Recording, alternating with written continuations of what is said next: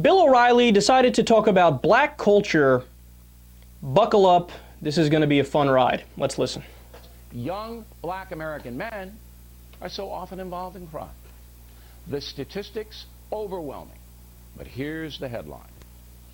Young black men commit homicides at a rate 10 times greater than whites and Hispanics combined. When presented with damning evidence like that, and like the mini Holocaust in Chicago, where hundreds of African Americans are murdered each year, the civil rights industry looks the other way or makes excuses.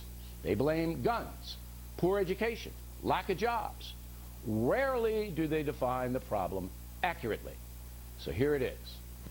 The reason there is so much violence and chaos in the black precincts is the disintegration of the African American family. That's awesome. Did you notice the contradiction there? He says, oh, the black crime rate is just so high, and the left does nothing but make excuses, and they blame it on things like guns and poor education and lack of jobs. But the real problem, according to Bill O'Reilly, is the disintegration of the African American family. Now, why would one be upset with that, right? Well, of course, the disintegration of the family will lead to them falling into using guns and not getting educated and not having a job. Yeah, but Bill, that's exactly what we're saying. You just blatantly contradicted yourself. So the question is, does Bill O'Reilly think black people are just inherently inferior? He acts like a black person just wakes up one day and goes, you know, everything in my life is going fantastic, but how about I join the Crips and rob a corner store? No, of course not, Bill. Either those factors that you call excuses from the left, but we all know are serious problems, either they have a huge role in what direction one's life goes in, or they don't. And you know just as well as we do that they do. Can anyone really make the case that your environment has nothing to do with where you end up in life? And what is his solution anyway?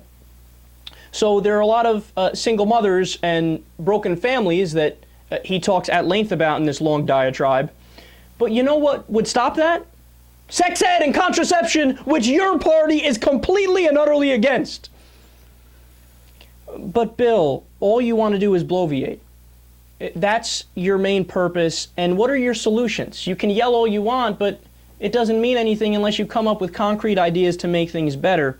And what are you going to do? Force people to stay together? But see, he doesn't want to come up with solutions. He just wants to chastise black families. What are you going to pass a law that says a baby could never be born out of wedlock?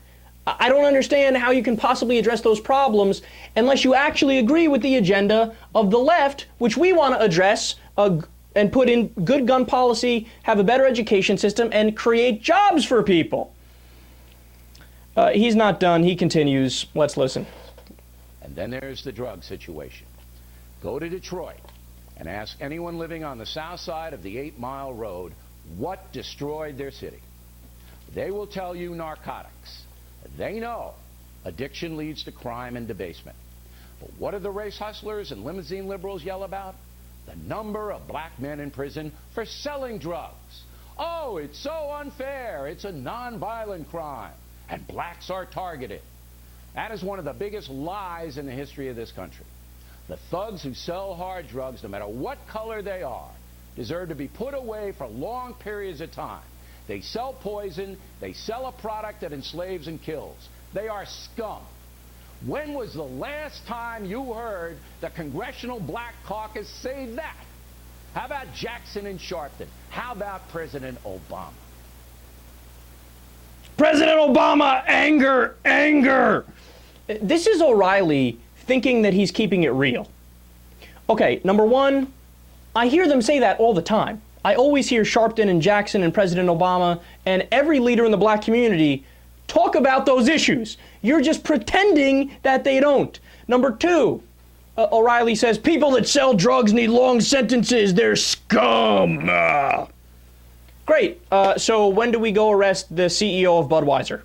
And how about the whiskey makers and the tequila makers and the caffeine producers and coffee makers and the cigarette makers and the Monster Energy people and the Red Bull people? Oh, you don't want to do that, do you, Bill O'Reilly? That's funny. That would appear to make you a blatant hypocrite. No, understand something. It's not just my opinion that alcohol is a more dangerous drug than marijuana. There was a study done in 2005 in Britain that ranked the lethality of drugs. They found out alcohol is much worse for you in every way than marijuana. But see, O'Reilly has no problem with that, and he has a huge problem with weed. You want to know why? Because he's not objective. Because he doesn't live in the same world that you and I live, where we can evaluate evidence and make rational decisions. No. He thinks because he's so married to his culture, well, we've had alcohol forever, so I guess that's okay, right? But weed is illegal and black people use it, so it's got to be wrong, it's got to be evil, right?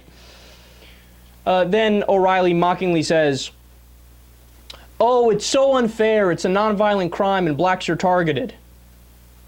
Right, all of those things are correct. There's no reason to mock that. It's unfair because alcohol is a worse drug and it's perfectly legal, and making people millionaires also. It's a nonviolent crime because it is a nonviolent crime. If somebody's just minding their business, smoking some weed in their living room while watching TV, or they have some before they have a meal or whatever, there's nothing wrong with that. Nobody's being hurt. And it's unfair because blacks literally get targeted more. That's not conjecture, that's from the studies. White people and black people use drugs at the same rate, but black people get arrested 4 times more. Now, you know what this is? It's another old school, factless, angry rant from a man who is just in over his head. It's time to retire, Billy boy. You're getting worse as time goes by.